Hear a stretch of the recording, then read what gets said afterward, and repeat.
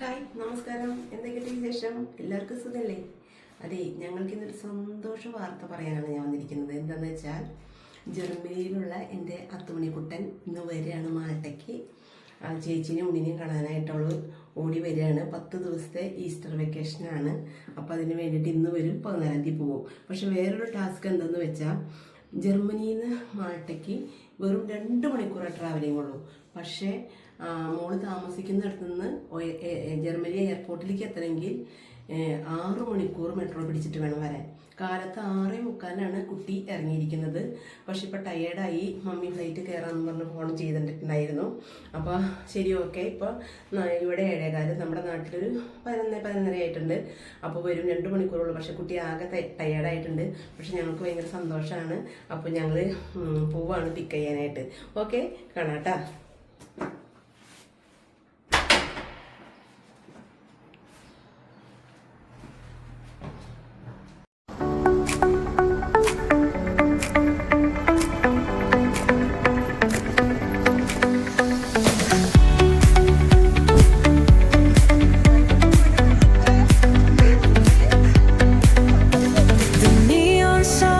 Light up the night.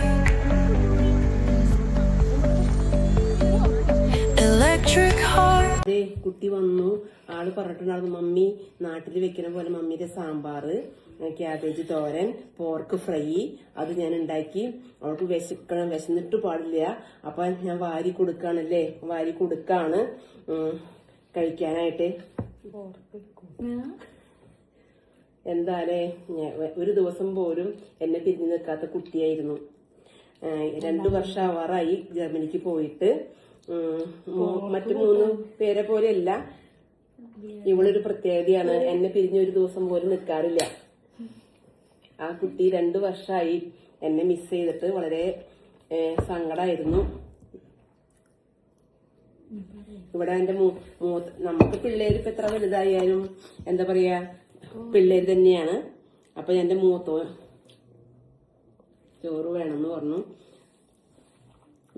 വലുതായാലും നമുക്ക് പിള്ളേര് ചെറുത് തന്നെയല്ലേ? നിങ്ങൾക്കും അങ്ങനെ തന്നെയല്ലേ?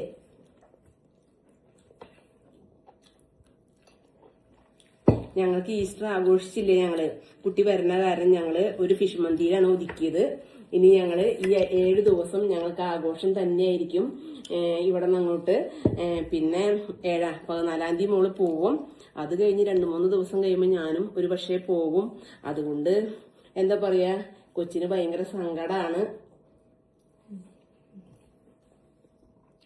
അങ്ങനെയൊക്കെ ഇരിക്കുന്നു കാര്യങ്ങള്. ഓക്കെ.